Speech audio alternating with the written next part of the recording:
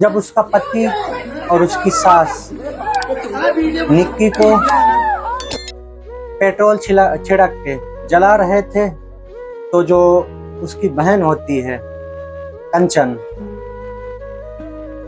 बेहोश अवस्था में पड़ी होती है, और जैसे उसको ये जलने की थोड़ा थोड़ा सुनाई दे रहा था, पता लगता है, तो अपनी बहन के ऊपर जो जैसा हो पाता है पानी डालती है और टॉवल डालती है, और अंत में जो उसकी बहन होती है वो दम तोड़ देती है और इस दुनिया से अलविदा हो जाती है। आदाब, नमस्कार, सत श्री अकाल। स्टोरी के नए एपिसोड में आप सभी का बहुत बहुत स्वागत है। दोस्तों, इस कहानी को छोड़ के मत जाना, इस कहानी को पूरा सुन लेना, क्योंकि हमारे समाज में दहेज प्रथा भी खत्म नहीं हुई है। जो दहेज के जो लालची हैं लड़के, वो अपनी पत्नी को दहेज के चक्कर में जला देते हैं। तो वीडियो में आगे बढ़ने से पहले अगर मेरे YouTube चैनल पे आप नए हो तो प्लीज चैनल को सब्सक्राइब कर दो और वीडियो को लाइक कर दो।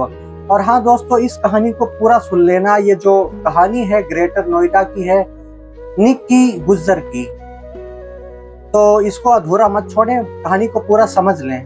तो बिना देरी के चलते हैं कहानी की तरफ। दोस्तों, 2016 में शादी होती है निक्की की। उस टाइम नोटबंदी चल रही थी हमारे भारत में, और जो शादी होती है, फिर भी एक बाप से अपनी बेटी के लिए दहेज के लिए जो कुछ सिल्वर, चांदी और गोल्ड बनता है वो अपनी बेटी को देता है, और स्कॉर्पियो भी देता है। शादी के लगभग कई साल बीत चुके थे, और ये कहानी है 2025 की। 2025 में ये जो शादी होती है 2016 में, उसके 6 महीने बाद बताना चाहूंगा कि जो इसकी बहनी कंचन होती है बहन, वो उसके बड़े भाई के साथ ब्याही, एक ही घर में दोनों बहनें ब्याही होती हैं। बड़े बेटे के साथ कंचन और छोटे बेटे के साथ निक्की की शादी हो जाती है। बड़ा बेटा इतना जिद्दी नहीं था जितना छोटा बेटा जिद्दी था। और ये जो कहानी होती है 2016 के 6 महीने बाद, जो इसका परिवार होता है, ससुराल होती है निक्की, इसको प्रताड़ित करना शुरू कर देते हैं। और जब शुरू कर देते हैं तो दोनों के दो बहन होती है एक ही घर में, दोनों भाइयों के साथ, दोनों सगी बहनें एक ही घर में होती हैं। दोनों भाई होते हैं, दोनों बहनों को प्रताड़ित करना शुरू कर देते हैं। 6 महीने बाद शादी के प्रताड़ित होना शुरू हो जाता है। मामला 2016 से घसीट कर 2025 पर ये जो कहानी होती है निक्की की, वो हमेशा हमेशा के लिए खत्म हो जाती है। तो हाँ दोस्तों, आज भी हमारे समाज में दहेज के लोभी जिंदा हैं, जो दहेज के चक्कर में अपनी पत्नी को जान से मार देते हैं और जला देते हैं आग से। तो ऐसा ही इस निक्की बिटिया के साथ हुआ है, जिसको इंसाफ दिलाने के लिए कैंडल रैली और सड़कें जाम कर देते हैं ग्रेटर नोएडा के लोग, और निक्की को इंसाफ दिलाने की गुहार लगाते हैं। ऐसे ही एक मामला अभी ताजा हुआ मनीषा के साथ। मनीषा के साथ जैसा हुआ है वो किसी दरिंदे ने किया। ये जो दरिंदा है, थोड़ा सा डिफरेंस है मनीषा और इसके केस में। इसका पति था, और जो मनीषा के साथ हुआ वो दरिंदों ने किया था। अज्ञात दरिंदे कौन थे कौन नहीं थे अभी भी खुलासा इस मामले में नहीं हुआ है। तो जो निक्की होती है, उसके शादी के 6 महीने बाद इन दोनों बेटियों को प्रताड़ित करना शुरू कर दिया जाता है। और जो इन दोनों के पति होते हैं, उनका कोई कमाई का स्रोत नहीं होता है, और दोनों शराब पीते और लड़कियों के साथ अय्याशी करते थे आए दिन। और जो व्यवसाय था, घर चलाने का स्रोत था, उस पे ससुर बैठा करते थे। वो किराना की दुकान थी, उसी से घर चलता था, उसी से सब कुछ हुआ करता था। तो जो दोनों बहनें थी, एक बहन थी 3rd फ्लोर पे, जो सबसे बड़ी बहन थी वो 3rd फ्लोर पे उसका पति और वो रहती थी, और जो निक्की थी उससे वो 2nd फ्लोर पे रहती थी। तो दोनों बहनें आपस में एक दूसरे को बहुत चाहती थी, बहुत मानती थी। तो 35 लाख के लिए उसका पति जो होता है, छोटा बहनोई होता है, मतलब छोटा बहनोई होता है कंचन का, वो अपनी पत्नी निक्की को 35 लाख की मांग करता है और आए दिन शराब पी पी कर आता घर पे, लड़ाइयां लड़ता, और जो उसके घर वाले सास ससुर थे वो भी उसको नहीं बचाया करता थे और ना ही डांटते थे। और कहने में ये भी आया है कि जो कंचन है वो बता रही है कि कई बार हमें दहेज के लिए प्रताड़ित किया गया और हमने शिकायत करी पंचायत वालों से के सामने। जो ससुर होते हैं वो यही हमें झूठा विश्वास दिलाते रहे कि आज नहीं तो कल ठीक हो जाएगा, सब ठीक हो जाएगा। धीरे धीरे 2025 आ जाती है, ये मामला खत्म नहीं होता है प्रताड़ना वाला। और जो दो बहनें होती हैं निक्की और कंचन, ये छोटा सा अपना ब्यूटी पार्लर चलाती हैं। तो कुछ दिन ब्यूटी पार्लर भी चलता है, उसके बाद वो ब्यूटी पार्लर भी उसके दोनों बहनों के पति वहां ब्यूटी पार्लर में जाते हैं, कस्टमर बैठे होते हैं उनके सामने बदतमीजी करना शुरू कर देते हैं। और जो वो ब्यूटी पार्लर वाले लोग होते हैं वो बहन समझकर उनको पीटना शुरू कर देते हैं। तो उसकी जो सास होती है इस बात का विरोध करती है कि तुम्हारी जो लड़कियां हैं उनके माँ बाप से कि हमारे दोनों बेटों को अपने खस्मों से पिटवाती है। इतना गलत शब्द बोल रही है उसकी सास, कितना गलत बोल रही है। ब्यूटी पार्लर जो छोटा सा स्त्रोत था दोनों बहनों का वो भी बंद करवा देते हैं, दोनों को घर में डाल देते हैं। आए दिन हर दिन शराब पी पी कराते और घर में कलेश करते हैं दोनों बहन। फिर भी जिंदगी काट रही थी। 2016 से 25 में निक्की का अंत हो जाता है। तो पूरी कहानी को जरूर सुनिएगा, वीडियो को स्किप मत करिए, ना ही काटिएगा। तो 2025 23 अगस्त की ये कहानी है, जब 3rd फ्लोर पे जो कंचन होती है वो बहुत बीमार थी, उसका बीपी लो होता है, वो कुछ भी नहीं कर पाती, बेहोशी की हालत में होती है।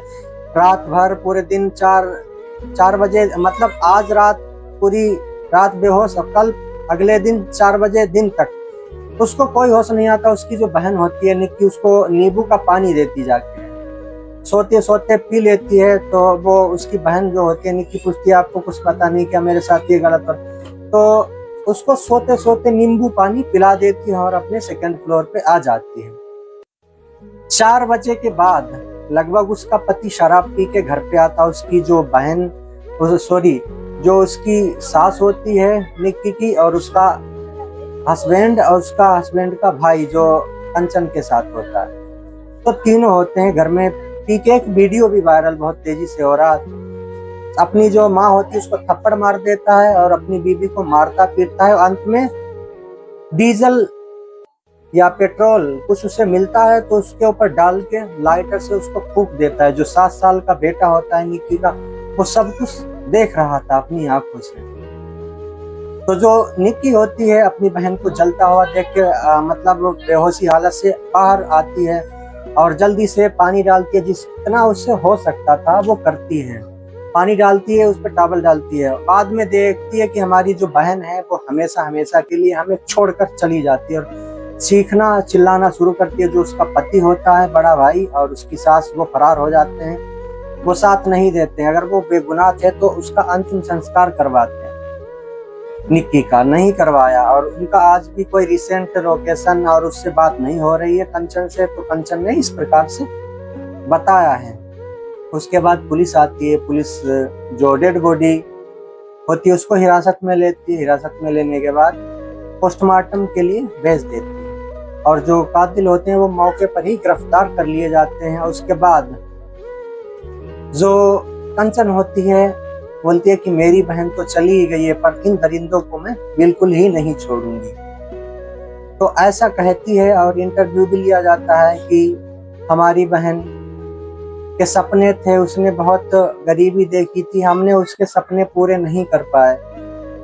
कंचन बोलती है अपनी बहन के लिए, हमने अपनी बहन के लिए कुछ भी नहीं कर पाया और हमारी बहन दहेज के लालचियों ने आज जिंदा जलाकर उसे मार डाला। हमारी बहन को इंसाफ दो। उसके बाद जो ये खबर होती है पूरे भारत में फैल जाती है। ग्रेटर नोएडा आसपास के लोग एक कैंडल रैली निकालते हैं और जस्टिस फॉर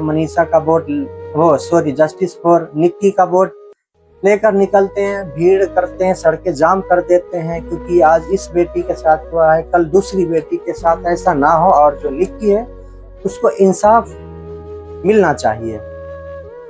तो दोस्तों, जो हमारे समाज में आज भी गंदी मानसिकता के लोग रहते हैं, जिनको दहेज से प्यार है, अपनी वाइफ से नहीं, ये आजकल मानसिकता की कमी हो गई है लोगों में, क्योंकि उनको लालच के आगे ना ही अपना इंसान चाहिए, उनको चाहिए तो चाहिए सिर्फ पैसा चाहिए। तो जो निक्की के पापा होते हैं, वो शादी होती है लॉकडाउन में होती है, जो उनसे होता है स्कॉर्पियो, केस, सिल्वर, चांदी जो देना होता है वो अपनी बेटी को देते हैं और अच्छे से विदा करते हैं। एक बाप भी होता है जो अपनी बेटी के लिए जो चाहे कर सकता है, जितना उससे होता है वो उतना दहेज देता भी है। उसके बावजूद भी 35 लाख की मांग कर रहे थे उसके ससुराल और उसका पति। तो जब नहीं मानते हैं तो अंत में बिटिया को जला दिया जाता है। इस कहानी को सुनने के बाद पूरे देश में आक्रोश का माहौल है। लोग खौले बैठे हैं कि मनीषा का भी मामला ठंडा नहीं हुआ और ये दूसरा मामला निक्की का आ गया, जो ग्रेटर नोएडा की है निक्की गुज्जर, इनका आ गया।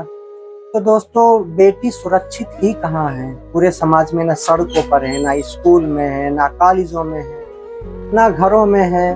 तो अब बेटी सुरक्षित कहाँ है? कहीं भी सुरक्षित है ही नहीं बेटियां। घर पे उनके साथ अत्याचार हो रहा है, सड़कों पे हो रहा है, कॉलेजों में दरिंदे मार रहे हैं बलात्कार करके, स्कूलों में प्रताड़ित होती हैं। तो अब बेटियां जाएं तो जाएं कहाँ? आप ही लोग बताइए। दोस्तों, इस स्टोरी को सुनाने का उद्देश्य आपको परेशान करना नहीं है, आपकी भावनाओं को आहत पहुंचाना नहीं है। इस स्टोरी को सुनाने का उद्देश्य बस इतना ही है, आप लोग जागरूक रहिएगा। जो हमारे समाज में क्राइम बढ़ रहे हैं, इनको खत्म किया जा सके। और मिलते हैं एक अगली नई स्टोरी में। जब तक के लिए जय हिंद, वंदे मातरम। आप सभी अपना ख्याल रखें।